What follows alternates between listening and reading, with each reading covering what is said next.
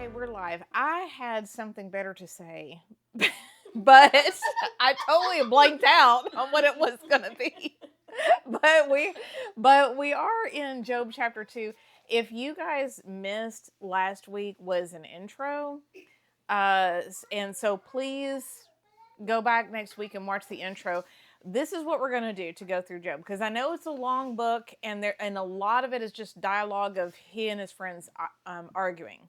So what we're going to do is we're going to end up going through some of the main speeches, but not all of them. We're going to hit the main points, but I'm not going to drag you through all of them. So that's how we're going to do this. But what we saw basically is a little recap. What we saw last week was that the book opens up basically with an introduction of Job being basically this guy who's just about perfect in his ways. He does everything right.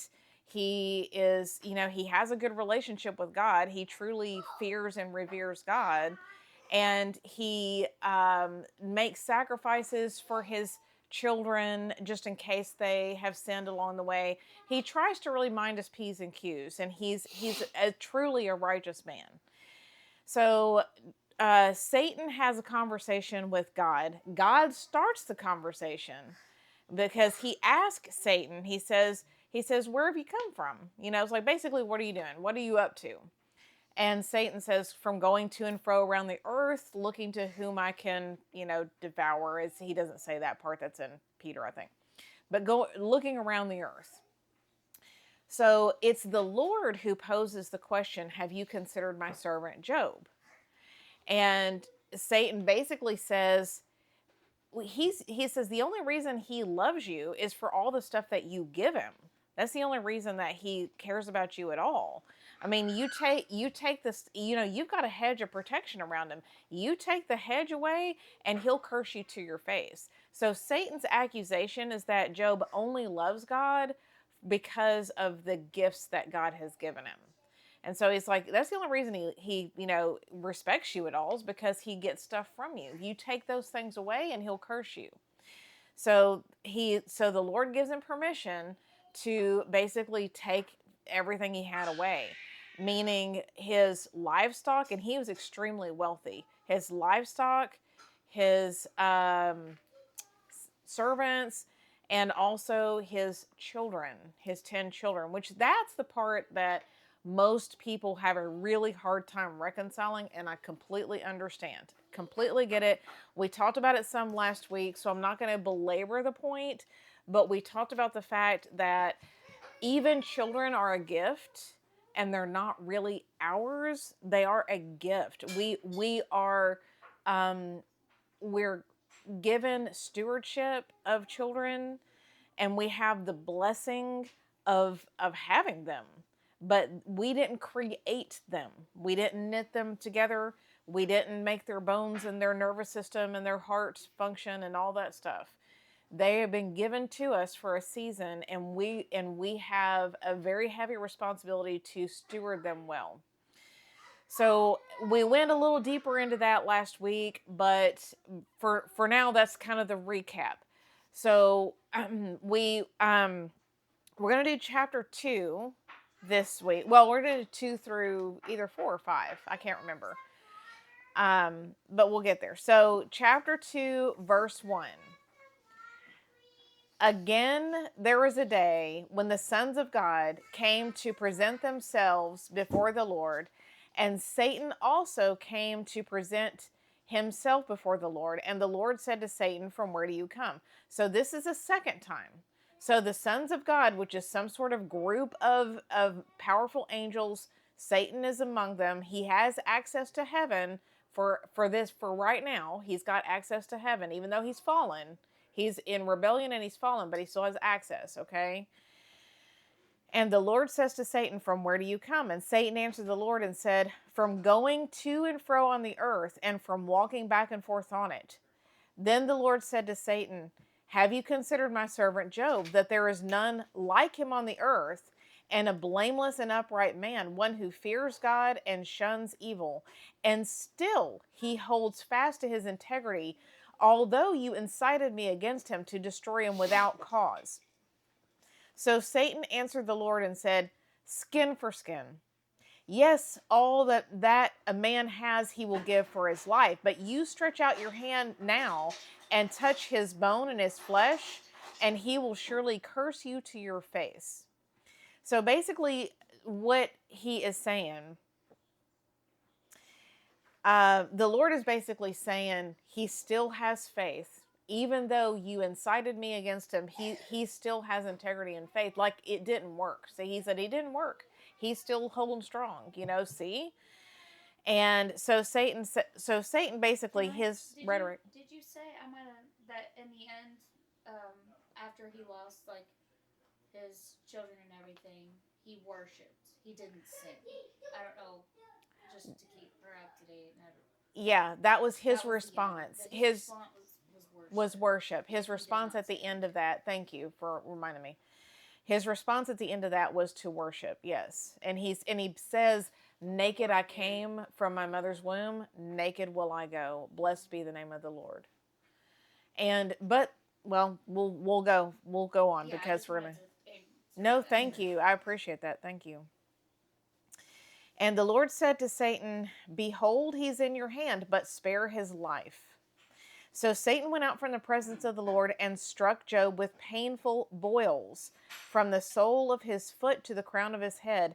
And he took for himself a potsherd with which to scrape himself while he sat in the midst of the ashes. So throughout the book of Job, we get glimpses into his symptoms. So the symptoms are all listed basically here in a paragraph. So this is what happens to poor Job. His illness includes inflamed ulcerous sores, itching, degenerative changes in facial skin, loss of appetite, depression, nightmares, worms in his boils, hardened skin and running boils, difficulty breathing, failing vision, foul breath, rotting teeth, loss of weight, continual pain, restlessness, peeling black skin, fever, and this lasted for several months. So that's his affliction. That is not, I can't imagine a whole lot more. It sounds like the Black Plague or something. It sounds horrible. I would rather die. He would rather die. He does. He curses his Yes. We're about to go into that. We're about to go into that. Verse 9. Then his wife says to him, do you still hold fast to your integrity? Curse God and die. So she's watching him. Now, the English sounds a little harsher than the Hebrew. Yes? What? Go ahead. Okay. It actually means, the Hebrew is a word that means blessed, but with sarcasm. It's like a sarcastic blessing. The Septuagint, however, expands to represent her as sharing in Job's suffering, and the appeal was to end his suffering. So she's miserable also. She lost her kids. Do you know what I'm saying? She's sharing in this suffering. Yeah. So she's like, are you still holding on to your integrity? She's like, you might as well, it's like a sarcasm. You might as well just, you might as well die. I just wanted to insert one thing about that. Go ahead. I've heard a lot of pastors be like, see, they didn't even take his wife. His wife must have been horrible. But he said, don't harm him, but the two become one flesh. So that's why she did not die. Right. That's why. It was not like she was like a part of the punishment to leave her alive. Right. No. No. And not only that, it was kind of, you see a couple times in the scripture, like Nebuchadnezzar's dream when the tree is chopped down to the tree is chopped down, but the root is left. Mm-hmm. What we'll see by the end of Job is that he will again flourish and have more children, and his wife is left there as a root so that they can restart. Now I know that that's no comfort as far as the kids you lost. One thing that we said last week is that this is harsh. I don't even know how to I don't know how to process it. However, what I do know is that once his life did end, he and his wife, they have been with all of their kids, including the 10 they lost, since then. And they have had perfect fellowship like they never missed a day with each other. And they will have perfect fellowship forever and ever and ever. So it is restored to them. The separation really is temporary, although I can't imagine, and I don't want to ever have to imagine. I don't want to ever have to imagine it. So again, we went deeper into all that last week. So I hope that everybody who's interested in the topic will try to go back to next week and listen to it. So, but he says to her, "You speak as one of the foolish women speak. Shall we indeed accept good from God, and shall we not accept adversity? In all this, Job did not sin with his lips." Okay, his point, this is the comment. There are meaningful objectives to be attained in this life, and it's not all about fun or comfort. Now, that right there is a concept that we have really, really lost in the churchianity that we've experienced in this generation. His response, instead of Job did not sin, he didn't sin with his lips. Yeah, he did. Slightly starting to change. Yeah, he didn't sin with his lips. Yeah. But so now we're going to be introduced to Job's friends, as if all of this wasn't enough, as if his suffering is not enough. Now in come his friends. Which, I mean, I know Dylan is good later on to put this, but I couldn't resist this picture because it's so good. So in come his friends to comfort him. And what we're going to see too is that Job was, because he was so wealthy, he was a really prominent man in that area because these friends come from different regions. And so he was well known in all these different regions. Okay, here's Job's 3 friends. Now, when Job's 3 friends heard of all this adversity that had come upon him, each one came from his own place. Eliphaz the Temanite, Bildad the Shuhite, and Zophar the Naamathite.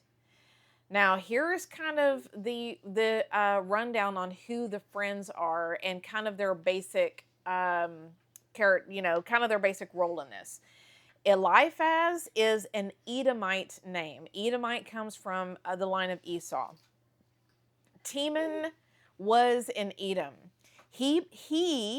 Eliphaz, by the way, is the oldest. He's the oldest one of the group.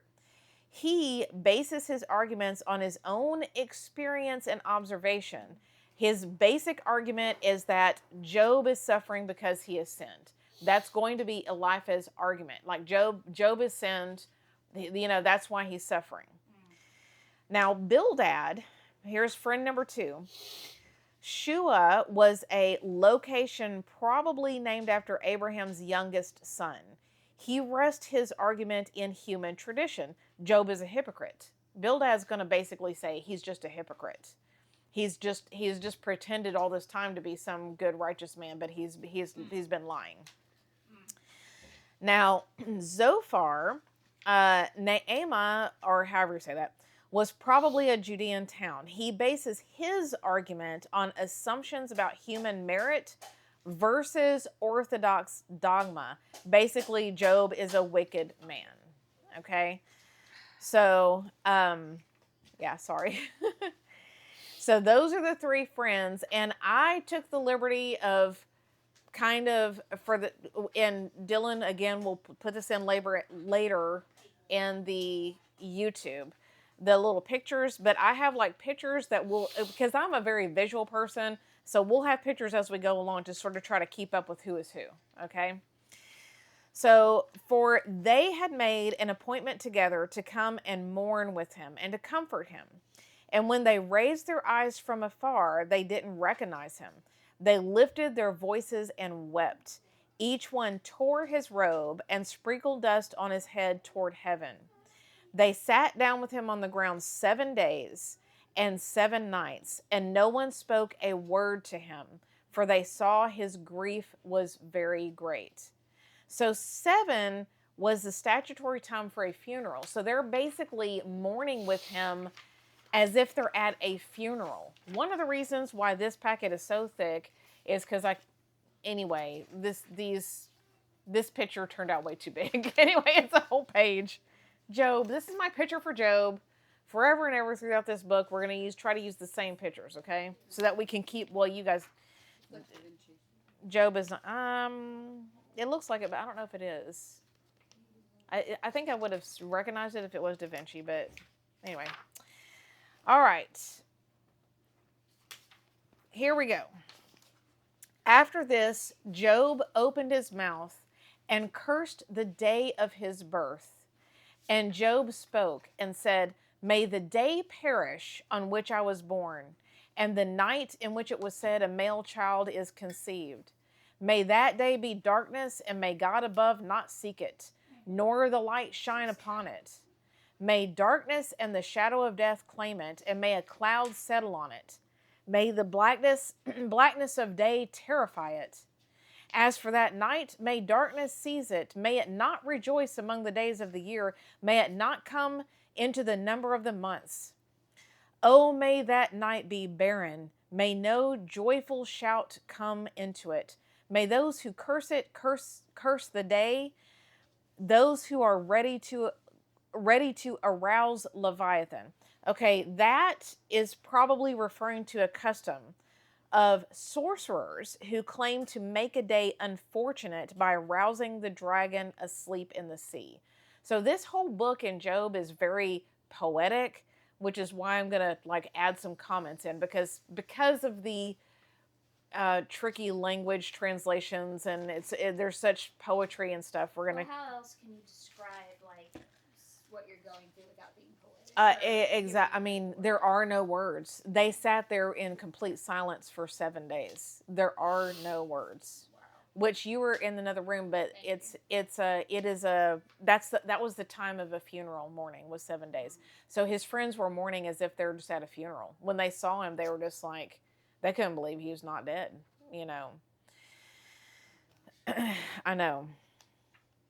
May the stars of its morning be dark, and may it look for light but have none, and not see the dawning of the day, because it did not shut up the doors of my mother's womb, nor hide sorrow from my eyes. Why did I not die at birth? And why did I not perish when I came from the womb? Why did the knees receive me, or why the breast that I should nurse? For now I have lain still and been quiet. I have been asleep, I would have been asleep, and I would have been at rest, with kings and counselors of the earth, who built ruins for themselves, or the princes who had gold, who filled their houses with silver. Or why was I not hidden like a stillborn child, like infants who never saw light? There the wicked cease from troubling, and there the weary are at rest. There the prisoners rest together, and they do not hear the voice of the oppressor.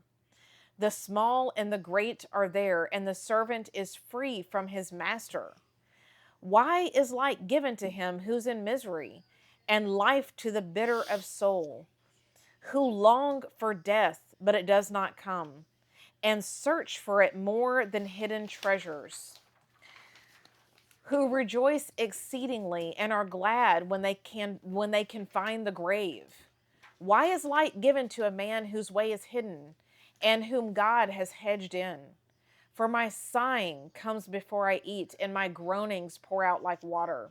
For the thing I greatly feared has come upon me, for what I dreaded has happened to me. I am not at ease, nor am I quiet. I have no rest, for the trouble comes. So this is the comments. We'll see in the following chapters that his friends talk about God while Job talks to God, making him the only authentic theologian in the bunch. He tells God exactly how he feels and what he thinks. So and this is kind of my note, I recently heard a theologian say that he said, "I never trust a theologian who doesn't walk with a limp." Mm-hmm. Yep. So that's a reference, by the way, to Jacob's night of wrestling with God, with the angel of the Lord, and from that night forward, he walked with a limp. That's a great Yes, for the rest of his life. He walked with a limp. So, and boy, that'll preach. I mean, you don't need to say another word except for the fact that if any teacher or why, I don't care how many PhDs, I don't care how wise somebody is, I don't care how much school they've had or how rich they are, if they have not done their due diligence in their own personal walk and struggle with the Lord and wrestling with God, then they don't have anything of real wisdom to offer. Their wisdom and teaching is going to be shallow and short-sighted. Period. And that's what we're going to find. That's what we're going to see here with the wisdom of these guys. So we're going to start. We're going to go through Eliphaz. So, and this is the picture I chose for Eliphaz. Forever and ever in this book, we're going to use him so we can try to keep up. Okay. I just found one and I named it. This one will work. He is the most poetic. Oh, you found a picture and put his name on it? Yeah. Oh. I mean, I was looking for pictures of Job's friends, but I did. Yeah, I put the names in there. I was like, "This, we're just." You Google to find like Job's friend, Eliphaz. I did Google their names, and there's of course different artist representations of, but he is the oldest and the most poetic, and so there's certain flavors to their arguments. You know what I'm saying? And what is so great about doing this right now is that we're kind of in a day of reformation when we're trying to parse out the what's true and false in the false Christianity and the authentic walk with Christ. And so this is why this is a good lesson for right now. I'm so glad we're living through it because oh man, I know. So we're gonna see. You're gonna see. This is gonna make sense when we get into his speech. Okay, you ready? Then Eliphaz the Temanite answered and said, he starts out good now. They all start out good by not saying a word for 7 days. He's the first one who speaks after Job basically curses the day of his birth. And he says, if one attempts a word with you, will you become weary? But who can withhold himself from speaking? Surely you have instructed many, and you have strengthened weak hands. Your words have upheld him who is stumbling, and you've strengthened the feeble knees. But now it comes upon you, and you are weary. It touches you, and you are troubled. Is it not your reverence, your confidence, and the integrity of your ways, your hope? Remember now, whoever perished being innocent, or where were the upright ever cut off? Even as I have seen those who plow iniquity and sow trouble reap the same. Okay, what he's saying, this is the comment. He's saying, you reap what you sow. And this is true in basic principle, but it doesn't apply in this case. It's a basic principle of truth, but he's misapplying it in this case. He's telling Job, you reap what you sow. Yeah, I've never seen the righteous begging or their children begging for bread. That's in the Psalms, okay? That is true in principle, but you can't apply it to every single case because it's not always the case. We're going to talk about that more in a minute. Nice. Yeah. When I was studying the wisdom books, yeah, someone said, I forget who it was, but the Proverbs are not promises. So I'm like, that's good. That'll preach too. The Proverbs are not it doesn't promises. Always work out the way that they say. Right. Even though it's like most of the time, sure. Right. But you still can't judge somebody in their situation because you don't know. Right. Anyway. Yeah. Okay, verse 9. By the blast of God they perish, and by the breath of his anger they are consumed. The roaring of the lion, the voice of the fierce lion, and the teeth of the young lions are broken. The old lion perishes for lack of prey, and the cubs of the lioness are scattered. So he's very poetic. Okay, he's using 5 different Hebrew words for lion, making an eloquent argument. He uses a pride of lions to describe the natural strength of human beings. It appears strong, but in God's judging hand, it is broken. His argument is that the righteous are never punished. Only the unrighteous suffer. This is what he's arguing. Only the unrighteous suffer. So we see in John chapter 9, verse 2, and his disciples asked him, saying, Rabbi, who sinned, this man or his parents, that he was born blind? Jesus answered, neither this man nor his parents sinned, but that the works of God should be revealed in him. But that the works of God should be revealed in him.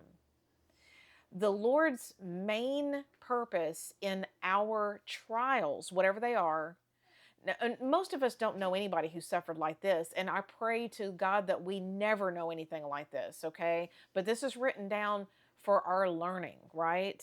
For the lesson for our learning. But it's so that the works of God could be revealed. Other examples. Moses and Midian. Moses fled to Midian for 40 years. He hides out in Midian. David in his hideout fleeing from Saul. That he was innocent. He was innocent in that. Jeremiah and Joseph in a pit. Joseph was thrown in a pit. Jeremiah was thrown in a pit. Neither of them deserved that. Daniel in the lion's den. And then Paul in prison. And then the ultimate was Jesus himself. The ultimate example of someone who really was perfect and was completely sinless, but who suffered more than any other human being suffered. He literally gave his life. All right, verse 12. Now a word was secretly brought to me, and my ear received a whisper of it. Now this, I really want Madison to hear this. Oh, are you there? Close it. Okay. Every time they come out, they don't shut it. No. So verse 12, I'll start there, Madison. Now a word, this is Eliphaz still speaking. A word was secretly brought to me, and my ear received a whisper of it. Okay? This Eliphaz is going to claim he's had a divine prophecy. I'm going to let you sit with that for a minute. In a day and time when we have prophets that are being exposed left and right for false prophecies and getting their things off of Facebook and ruining some people's lives, literally ruining some people's lives. And there was one that I saw the other day. I don't know if you guys saw this one where this one of them, and I won't even go into the whole thing about names and stuff, but one of them was speaking in tongues, and he's looking down at his phone from the podium, pretending to be in the Spirit of God and saying, oh, blah, blah, blah, blah, whatever he's saying, because he knew ahead of time there was going to be a guy who was Russian in the audience, and some woman, gives an interpretation a couple of times and he ignores her. He says the same thing. He's looking down. He says the same thing a couple of more times. Finally, the Russian guy says, it's Russian. And he says, what? Give that man a microphone. What? Say that again. He says, it's Russian. He says, what was it? What? You have the interpretation? What? This is the book of Acts. I don't know Russian. This is the Russian interpretation. And the interpretation was, you know you've been called here. Why do you resist me? You've been called to this church. Why do you resist me? Never explains why he ignored the woman. No, never explains why he ignored the woman.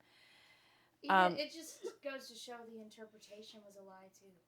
Yes. Sorry, even that. Yeah, exactly. The woman, yeah. Just, I'll Just I'll caught never up in their feelings and emotions. Caught up know in a their lady at feelings. this old church, she would get up there and give a hubba shabba jabba.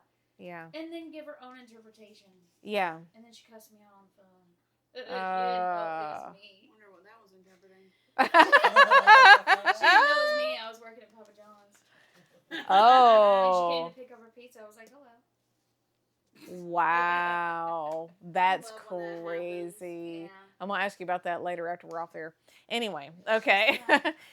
So here we have, he is claiming to have gotten a divine prophecy. Okay, so this is his divine prophecy that a little birdie on the wind told him. Okay, So his divine prophecy is this: in disquieting thoughts from the visions of the night, when deep sleep falls on men, fear came upon me and trembling, which made all my bones shake. Then the Spirit passed before my face, and the hair on my body stood up. It stood still, but I could not discern its appearance. A form was before my eyes. There was silence. Then I heard a voice saying, can a mortal be more righteous than God? And can man be more pure than his maker? This is his divine prophecy. So this is his accusation given through divine prophecy. This is why I'm telling you, I think that this is going to end up being an encouragement for us in this season. Man. Okay, Oh, going through this book right now. Job has not questioned the ways of God or claimed to be better than God. He has only proclaimed his misery. That's the only thing that he has said out of his mouth. He's only proclaimed his misery. He hasn't claimed any of this. Eliphaz is imputing it on him in his divine prophetic word that he got while he was, the hairs on his arms, and he was shaking because the form appeared before him, and went into this whole thing. This is crazy. And this is his prophecy. It really is crazy. Is this not what we've lived? The oldest book in the Bible. The oldest book in the Bible, and here we are. This is still Eliphaz talking in verse 18. If he puts no trust in his servants, if he charges his angels with error, how much more those who dwell in houses of clay, whose foundation is in the dust, and who are crushed before a moth? They are broken in pieces from morning till evening. They perish forever with no one regarding. Does not their own excellence go away? They die even without wisdom. So this is the comment. He sees God only as a God of justice, not taking into account that he is a father who disciplines and trains. Because of his unbalanced theology, his truth becomes false in its application.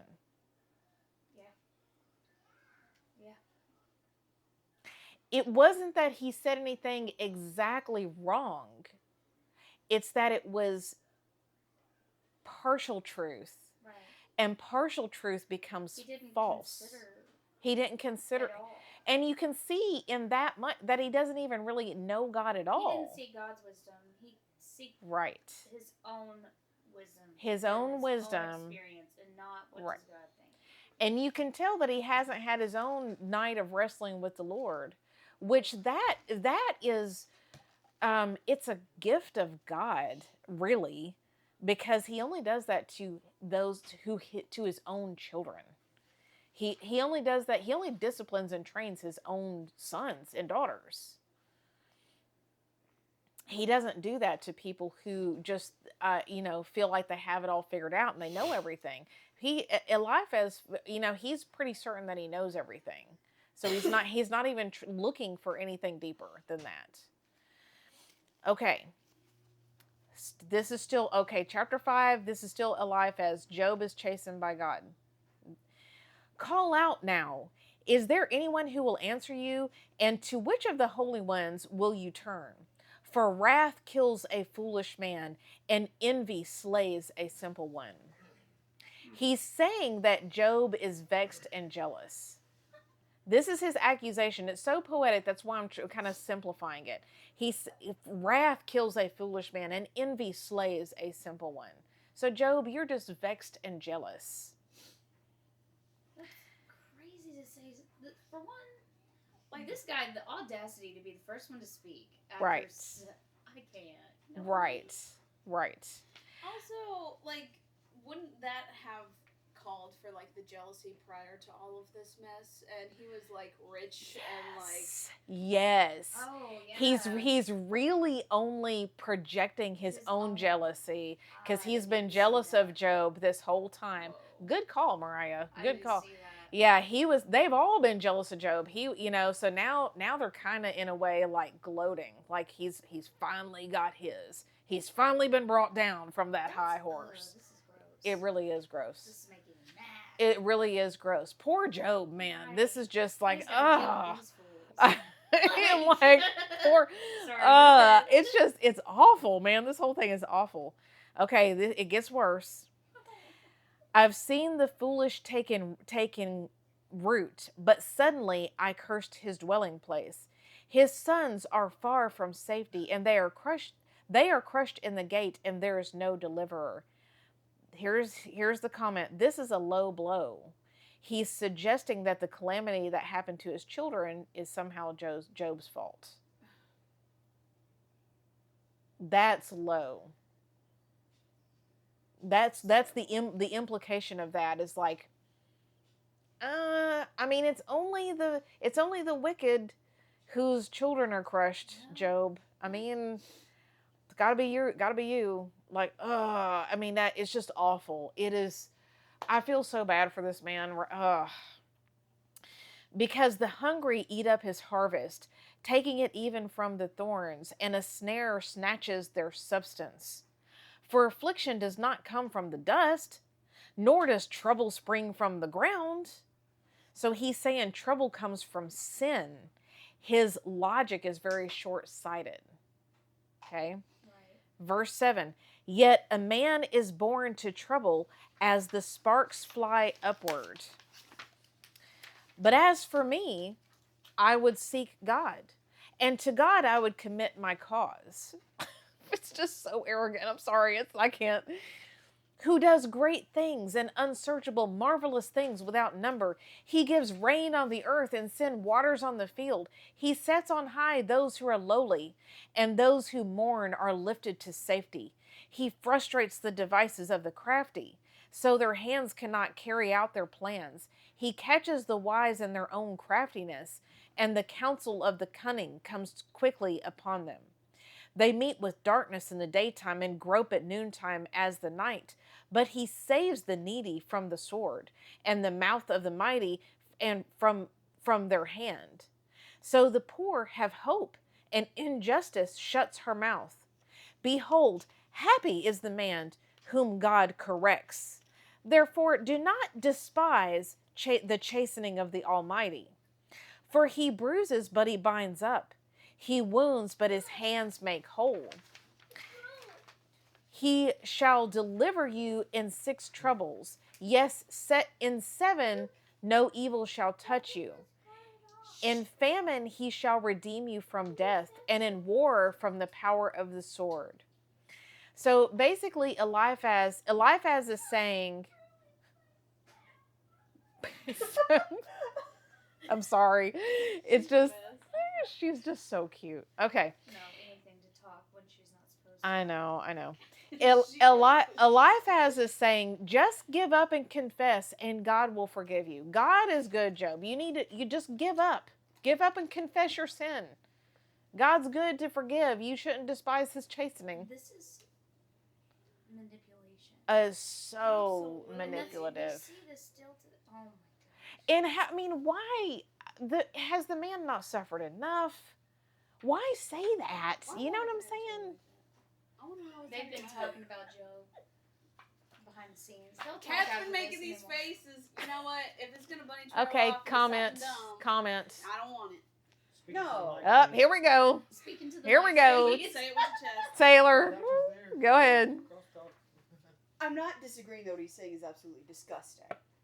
However, we know the whole story that there's this deal between God and Satan going on. That's exactly what Whereas Job is completely in the dark, and I'm not saying they're good friends, he's got trash friends, but they're at least trying to come up with something. Whether it's from the right place or not, they're human, they suck.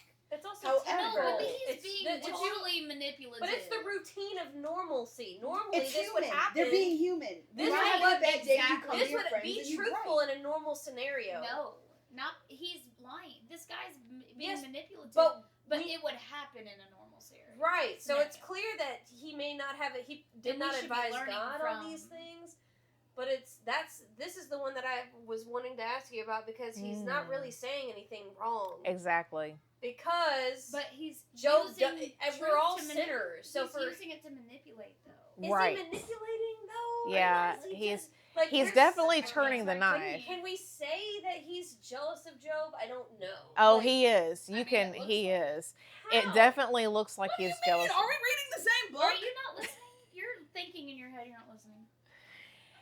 It's Thank like. you. That's I'm a- listening. Let me get closer to They're forming teams. They're forming teams over here. I do think he's jealous, and I do think it's manipulative. But also, tell me after a bad day you don't go to your friends and gripe about it, and then don't tell me one of them, because we all have crappy friends, Mhm. starts to try to manipulate. Like, this to So- me is just so them to- being no, human. y'all are No, missing tell me the this. point. Tell me this. Tell me this. If I came down with cancer, would you come to me and be like, "Well, you should have repented"? No, because No, disease because isn't we a know sin. better because we have Jesus Because now you've and we learned from understand these so But much I thought more. that Jesus. They Hold on. don't. Learn I have from This something is- else. this is- Wait, I got one more thing. Don't. In this time frame, didn't the sins of the father carry to the child? Well, they thought that, but But we did know, but we know That- now that Correct. We But know now- now. So to answer your point, no, because we know better Can now I make than one they more did there. point and then we'll move on? This is the oldest book in the Bible. Yes. Brennan can't even look it up right now. Oh, Okay. this is the oldest book in the Bible, and they're making all these points that we find out through Jesus that you cannot judge. That literally Daisy. they should have known from this book, the scribes and Pharisees. All of them should have known that you cannot say a righteous person. Yeah, Correct. Absolutely. I'm not saying that the they scribes should and have known Pharisees these shouldn't things by this. I'm talking about Hello. Eliphaz. What's up, y'all? Hi. Hey, hey. Sorry. There's a one for over there for y'all. We're Yes. literally almost done with the thing. It's fine. I figured it was. But I'm glad to But see you can- you. yeah, We'll I just wanted we'll to just say hey. fellowship in a Beautiful. moment. Yeah. But I'm Right. not talking about the scribes and Pharisees and everyone else. I'm talking No, about I- I Eliphaz I just right don't now. really understand your point, to be honest. Like, I don't know what you're getting at. Because you're all. Because I'm- well, I'm they just- You're should making have- it sound calculated, it's but the- we're saying It's human. it's human. It's not calculated. But since what I'm saying is, since this is the oldest book in the Bible, everyone should have learned from it not to react that way over time in history. Correct. Over time in Yes. Israel, A 100%. good Right. learning point for all Right. Christians to not judge a circumstance. Well, Maybe even- a fake even the Jews prophecy is just human. Right. That's No, that's the it's thing. manipulative, That's it's the thing that did deceptive. it. But how It's do the we know it was fake?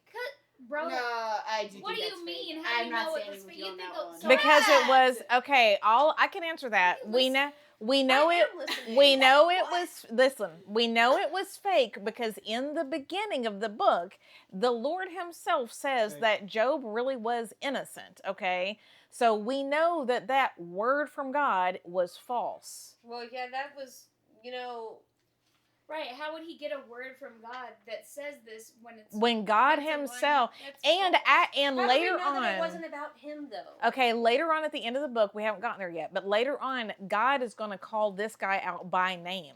Ooh. He's going to call Eliphaz or how do Eliphaz Go. out by name. Okay, so God is going to deal with him one more time. Good. Okay, yes. Hold on, she's got a good point. Okay. Because that prophecy, what if it was real, but it was for him?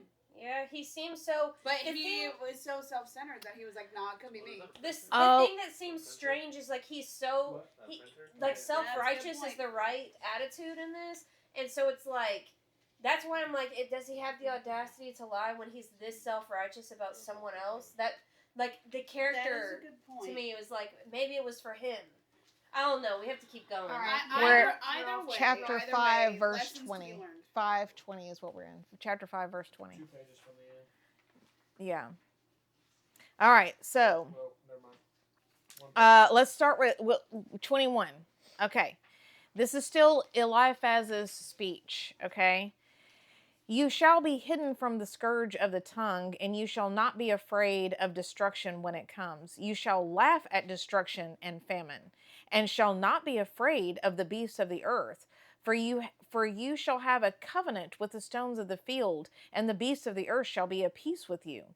You shall know that your tent is in peace, and you shall visit your dwelling and find nothing amiss. You shall also know that your descendants shall be many, and your offsprings like the grass of the earth, and you shall come to the grave at a full age, as a sheaf of grain ripens in its season. Behold, we have searched out, it is true. Hear it and know for yourself. So this is just kind of him, the final of this speech. So here's here's the notes, and then we'll chat a second, okay? Here's the notes. Here's the last. This seems like good theology, okay? Seems like good theology. But it doesn't take in all the facts. Partial truth can be the most deceptive. The Lord will single out Eliphaz later for his error. We're going to get to that at the end. He's going to single him out. Job had long ago learned to view his good life as a gift and not a reward. His good life was a gift and not a reward, okay? So he did not complain when it was taken away. Job was being tested much like Abraham in Genesis 22. That's when Abraham was asked to give up Isaac. The test was neither discipline nor punishment. It was training faith to trust God in difficult circumstances and to love him for who he is, not for the gifts that he gives. This speech infuriates Job, and his loss of certainty about God's goodness is more painful than his other troubles. All right, so what Job's going to answer in the next little speech, and by the way, it was good. Yes. So we're if you guys wanted to go back last week, we did the intro with chapter 1, and we went deep into the whole concept of the book of Job, why it's there, what it means, and all that stuff. And so go back and, like, if you want to kind of catch up, we're only on chapter 2. But the main thing is that Job loves God. The little back and forth between Satan and God was Satan basically accusing Job. He only loves you because of what you give him. You take away what he has and he'll curse you. That's the only reason he likes you, God, is because you've given him all this stuff. You quit being the ATM machine and he won't love you. And so that is what is being played out. And he hasn't done anything wrong. It's a hard one it's a hard story to process, because all of us we're just like, it's the last thing in the world I'd ever want to go through. Oh, how sweet. Okay. Any other comments? I think it's good. And I'm so glad right now that I'm so glad that we are going to parse out these partial truth theologies while we're in this process of sort of reforming and trying to get on the right track, the right of our own belief systems, and to know that our own walk and our own relationship and wrestling through these things with the Lord on our own is what is really important, and that's what's going to get us on truth. Legit question. Yes. Question. You call it partial theology. Wait. I already felt it. No, okay. Can you call, and like, this is a legit question. It's the oldest book in the Bible, meaning it happened. It did not.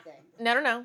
It did not. It was written down before Moses wrote Genesis. Correct. Yeah. It probably was about the same time frame, honestly. But it happened before they had written anything.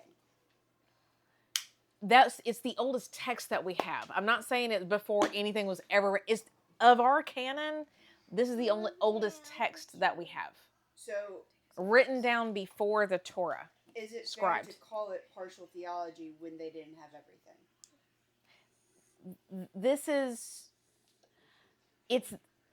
It's their theology. Does that make sense?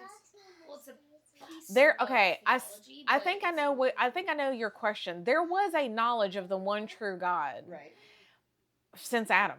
Right. Okay, we see that by when Abraham gives his offering to Melchizedek. Melchizedek was a priest of the one true God. Right. So there was a knowledge, and there was, just because we don't have a lot of text that remained from that time period, we do know that there was certain things, and they made sacrifices to God and all those things.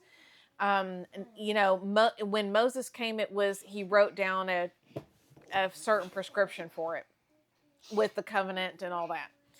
But there was a theology and a knowledge of the one true God. Does that kind of answer your question? Because, okay, you think about Cain and Abel. Why was Cain's sacrifice not accepted and Abel's was? And it doesn't.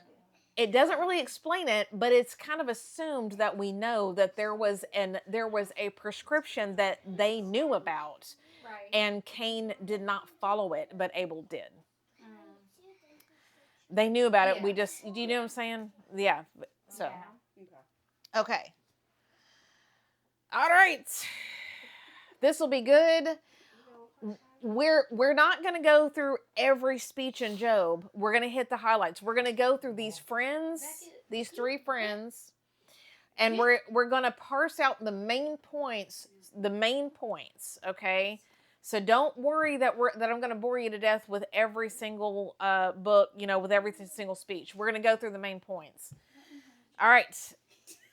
He never wants me. Love, love, love. He's so cute. Bless his heart. This is my Job moment. All right. Love, love, love. Till next week. Goodbye.